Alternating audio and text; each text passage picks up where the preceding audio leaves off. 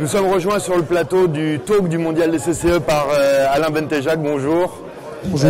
Vous êtes le président des CCE et la première question que je voudrais vous poser tout naturellement, c'est de nous parler de ce mondial des CCE à Bali. Quel était son objectif et a-t-il été atteint? Quel est le bilan? Alors, je crois que le bilan est très positif pour moi.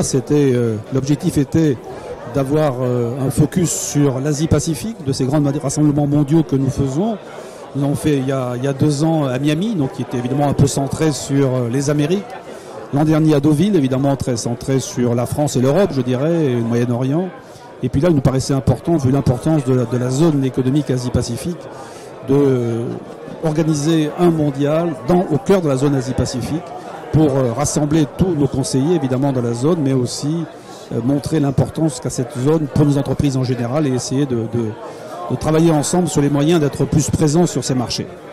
A-t-il répondu à vos attentes et à vos exigences en termes à la fois d'organisation, de présence et de contenu des discussions et des débats?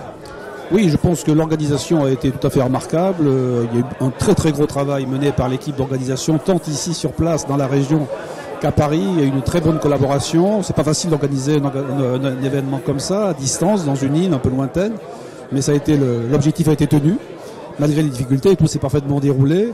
En termes de participation, nous avons presque 500 personnes, ce qui est aussi un bon résultat parce que les conditions n'étaient pas tout à fait favorables avec la distance, avec les problèmes d'agenda et puis surtout avec les quelques mouvements d'humeur du volcan Ubung qui ont quand même refroidi quelques enthousiasmes. Mais donc malgré ça, nous avons eu une très très bonne participation et je crois que ceux qui sont venus n'ont pas regretté leur choix car des échanges que j'ai pu avoir avec les uns et les autres, il est clair que les débats, les échanges, la qualité des intervenants a été à très haut niveau.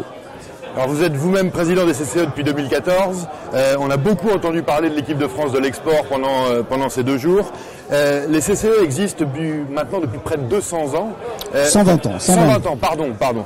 Mais l'organisation, malgré tout, demeure quelque peu méconnue. Il y a toujours un déficit de notoriété, au moins auprès du grand public.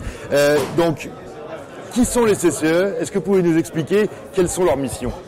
Alors, les CCE, ce sont des bénévoles, ce sont des hommes d'affaires, des hommes et des femmes d'affaires français qui s'intéressent particulièrement à l'international, qui ont une expérience internationale et qui veulent faire partager cette expérience bénévolement avec les pouvoirs publics et avec les autres entreprises pour leur donner quelques conseils, quelques aides, quelques renseignements, parfois quelques contacts sur la manière d'approcher les marchés. Donc voilà, c'est comme ça que c'est cette mission-là qu'ils ont. Ils la font avec beaucoup de passion.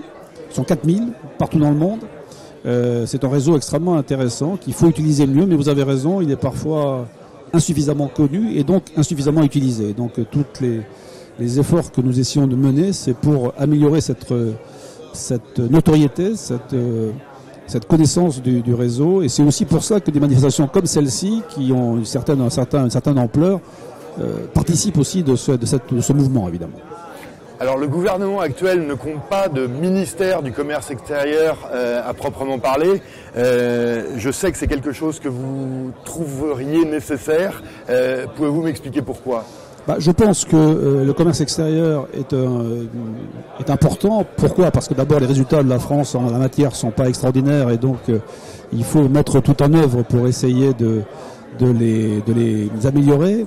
Que d'autre part, les questions de commerce extérieur sont de plus en plus des questions assez politiques, c'est-à-dire que les grands accords commerciaux entre l'Europe, les États-Unis, entre les États-Unis et l'Asie, on voit bien que ce sont devenus aujourd'hui, le CETA, on dit que ce sont devenus des domaines politiques et il faut qu'il y ait une prise de parole politique là-dessus. Par ailleurs, l'équipe de France de l'export, comme on dit, est assez diverse, a besoin de coordination, d'animation et il me semble qu'un ministre ou un secrétaire d'État au commerce extérieur serait utile pour jouer ce rôle, pour prendre ce dossier à bras-le-corps.